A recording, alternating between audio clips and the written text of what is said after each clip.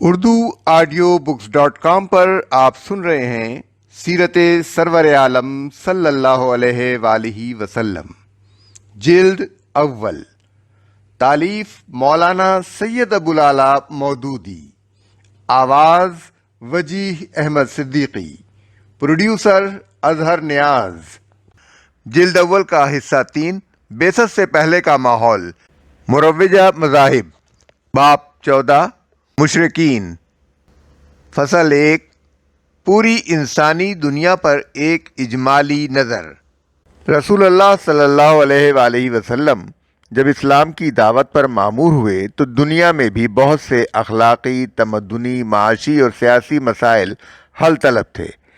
رومی اور ایرانی امپیریلزم بھی موجود تھا، طبقاتی امتیازات بھی تھے، ناجائز معاشی انتفاع، اکنامک ایکسپلائٹیشن بھی ہو رہا تھا، اور اخلاقی ضمائم بھی پھیلے ہوئے تھے۔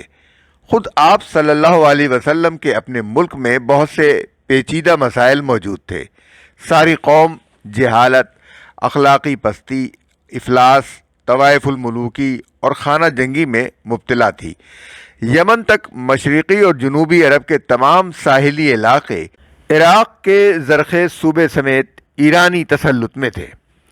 شمال میں حجاز کی سرحد تک رومی تسلط پہنچ چکا تھا۔ خود حجاز میں یہودی سرمایہ داروں کے بڑے بڑے گڑھ بنے ہوئے تھے اور انہوں نے عربوں کو اپنی سودخواری کے جال میں پھانس رکھا تھا۔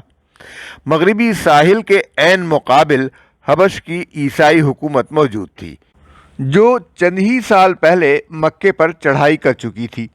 اس کے ہم مذہب اور اس سے یکگنا معاشی و سیاسی تعلق رکھنے والوں کا ایک جتھا خود حجاز اور یمن کے درمیان نجران کے مقام پر موجود تھا۔ روم، یونان اور ہند۔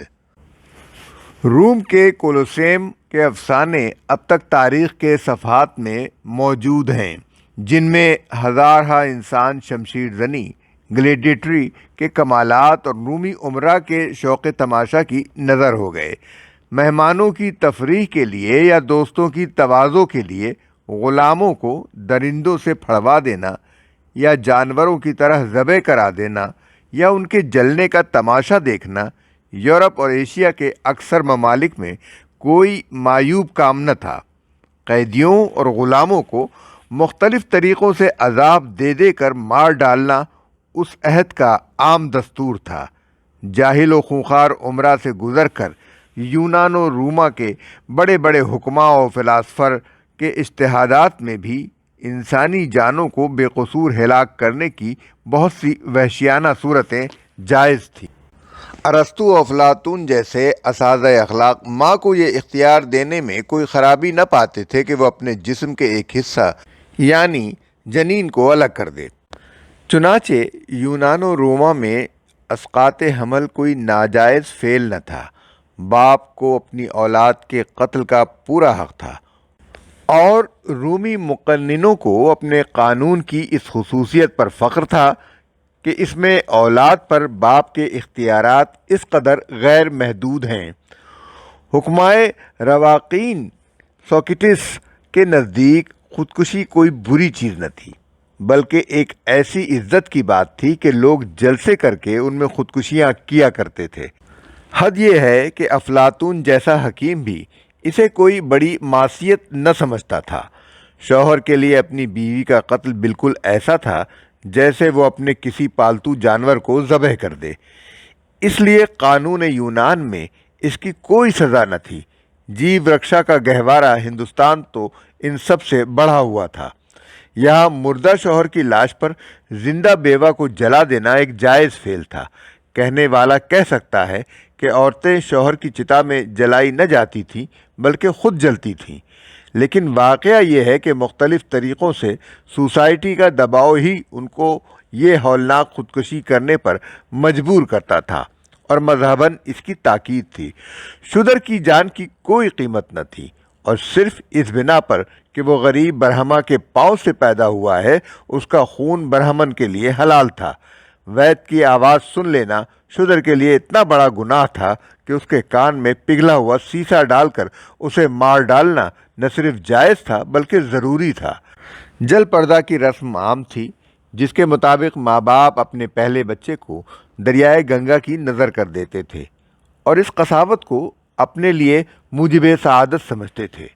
شرک کا عالمگیر روگ جب رسول اللہ صلی اللہ علیہ وآلہ وسلم توحید کی دعوت لے کر اٹھے، اس وقت دنیا کے مذہبی تصورات کیا تھے؟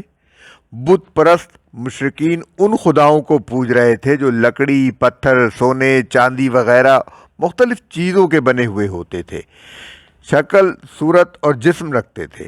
دیویوں اور دیوتاؤں کی باقاعدہ نسل چلتی تھی، کوئی دیوی بے شوہر نہ تھی اور کوئی دیوتا بے زوجہ نہ تھا۔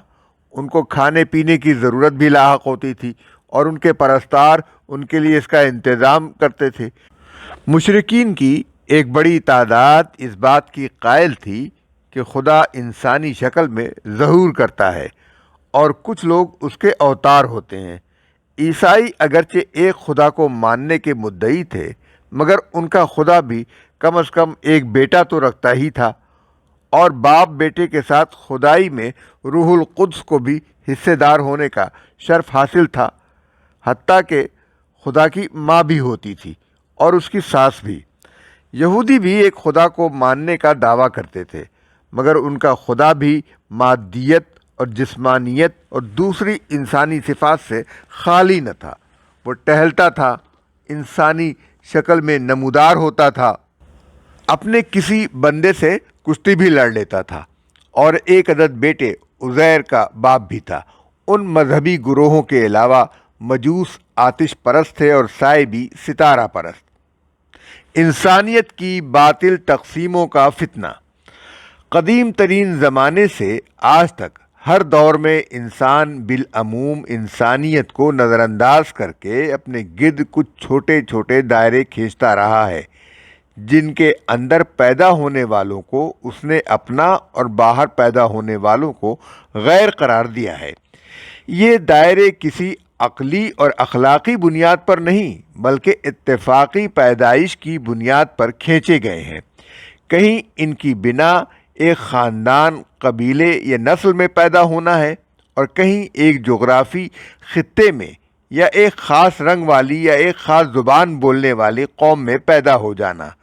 پھر ان بنیادوں پر اپنے اور غیر کی جو تمیز قائم ہو گئی ہے، وہ صرف اس حد تک محدود نہیں رہی ہے کہ جنہیں اس لحاظ سے اپنا قرار دیا گیا ہو، ان کے ساتھ غیروں کی بنسبت زیادہ محبت اور زیادہ تعاون ہو، بلکہ اس تمیز نے غیروں کے ساتھ نفرت، عداوت، تحقیر و تذلیل اور ظلم و ستم کی بدترین شکلیں اختیار کی ہیں۔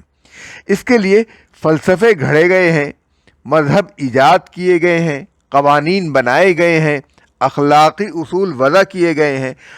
قوموں اور سلطنتوں نے اس کو اپنا مستقل مسلک بنا کر صدیوں اس پر عمل درآمد کیا ہے۔ یہودیوں نے اسی بنا پر بنی اسرائیل کو خدا کی چیدہ مخلوق ٹھہرایا اور اپنے مذہبی احکام تک میں غیر اسرائیلیوں کے حقوق اور مرتبے کو اسرائیلیوں سے فروتر رکھا۔ ہندوؤں کے ہاں وزن آشرم کو اسی تمیز نے جنم دیا، جس کی روح سے برہمنوں کی برتری قائم کی گئی۔ اونچی ذات والوں کے مقابلے میں تمام انسان نیچ اور ناپاک ٹھہرائے گئے اور شودروں کو انتہائی ذلت کے گڑھے میں پھینک دیا گیا۔ کالے اور گورے کی تمیز نے افریقہ اور امریکہ میں سیاہ فام لوگوں پر جو ظلم ڈھائے، ان کو تاریخ کے صفحات میں تلاش کرنے کی ضرورت نہیں۔ آج اس 20ویں صدی میں ہر شخص اپنی آنکھوں سے انہیں دیکھ سکتا ہے۔ یورپ کے لوگوں نے بر اعظم امریکہ میں گھس کر ریڈ انڈین نسل کے ساتھ جو سلوک کیا اور ایشیا اور افریقہ کی کمزور قوموں پر اپنا تسلط قائم کر کے جو برتاؤ ان کے ساتھ کیا، اس کی تہ میں بھی یہی تصور کار فرما رہا کہ اپنے وطن اور اپنی قوم کے حدود سے باہر پیدا ہونے والوں کی جان، مال اور آبرو ان پر مباح ہے اور انہیں حق پہنچتا ہے کہ ان کو لوٹیں، غلام بنائیں اور ضرورت پڑے تو صفحہ ہستی سے مٹا دیں۔